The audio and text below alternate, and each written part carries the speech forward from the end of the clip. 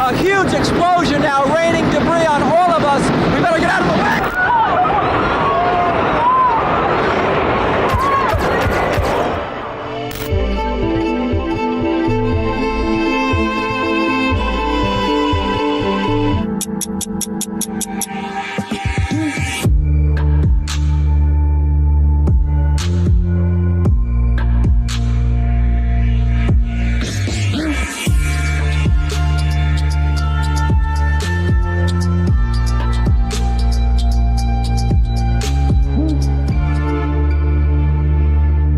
Cockpit's not answering. Somebody's stabbed in business class. And I think there's mates that we can't breathe. I don't know. I think we're getting hijacked. We have some planes. Just stay quiet and you'll be okay. We're returning to the airport.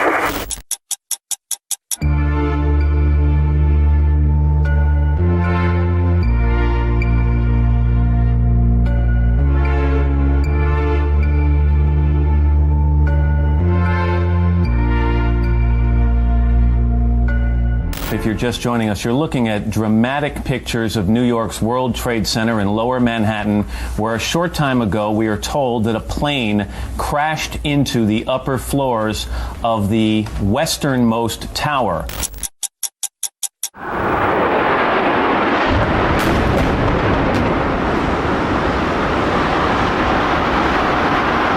I was somewhere between 74 and 72 in that stairwell when the second plane went through our building. And it went through our building between floors 77 and 82. So we were just a few floors below the strike zone.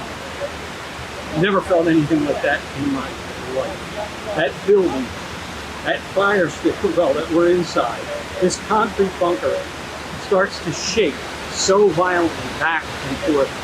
The handrails breaking away from the walls. And that's the chance we had for the first time to encounter the police and the firefighters and the paramedics from New York City and the Port Authority.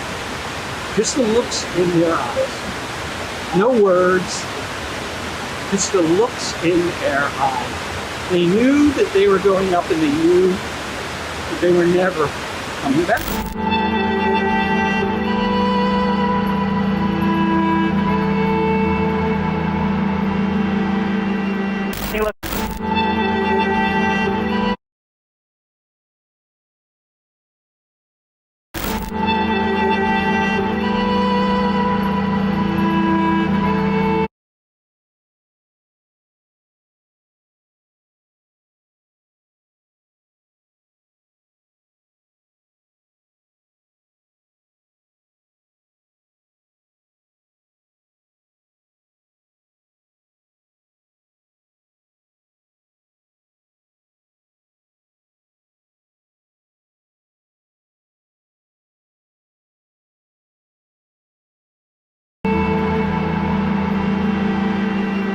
It looked like it was on purpose.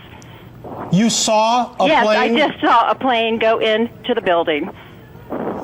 Why do you say that was definitely on purpose? Because it just flew straight into it.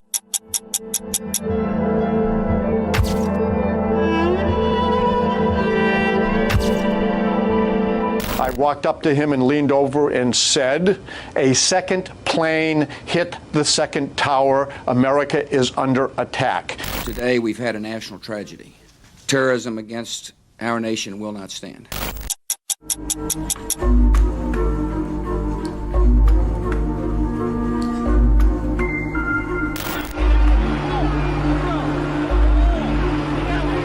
I was going to work, and when I heard this huge noise, just get right away, get out of the car.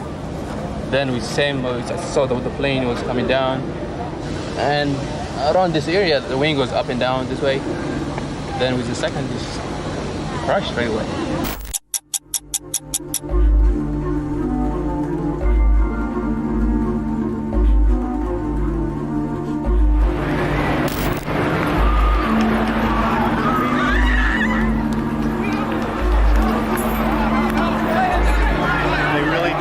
First, we hear the sound of the twisting steel and the crumbling concrete of what once was the South Tower, the building that we had been in just 8-9 minutes earlier, coming to the ground.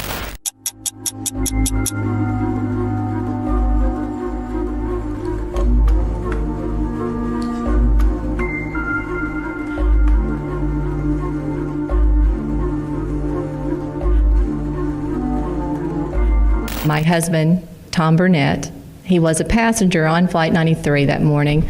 The phone rang in on call waiting. It was Tom.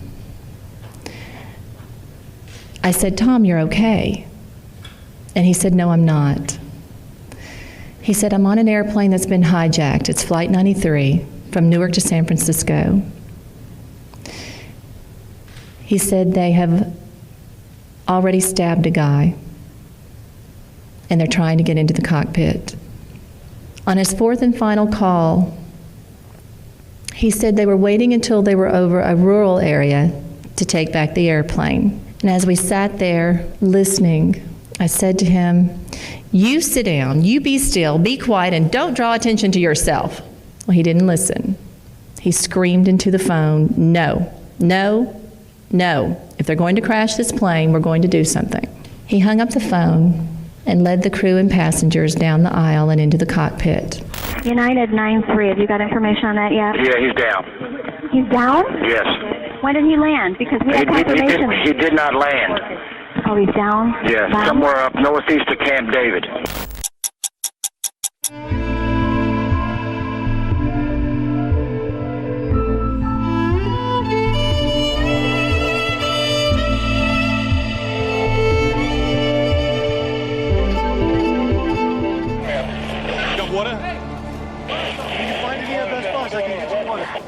The police officer told everybody to form a human chain, and we held on to each other, and he flashed a light, and he directed us to Building 5, and we went out Building 5. Did you see people bleeding, and what did you see? Oh, everybody could see. Do you want blood? Here's blood. Everybody's bleeding. People are laying all over the floor. It's horrible. It was as though day turned to night. I'm sure you've heard the description already. It was unbelievable, like a war zone. I felt horrified, because it's like you don't know what's coming. They kept saying, another plane coming. And all you hear was this rumbling. People was crying. People was jumping out the window. They was waving, like trying to like say, "Help me!" Like you see their arms, and then you saw the man jump down, and everybody was jumping. It was crazy.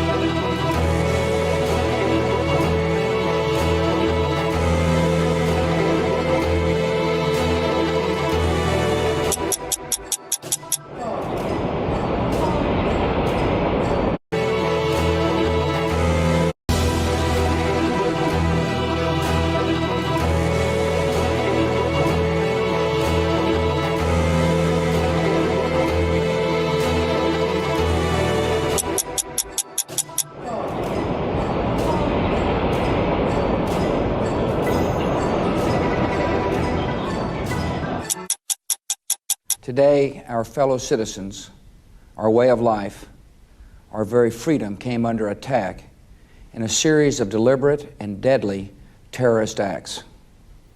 These acts of mass murder were intended to frighten our nation into chaos and retreat. But they have failed. Our country is strong. Terrorist acts. These acts of mass murder were intended to frighten our nation into chaos and retreat. But they have failed. Our country is strong.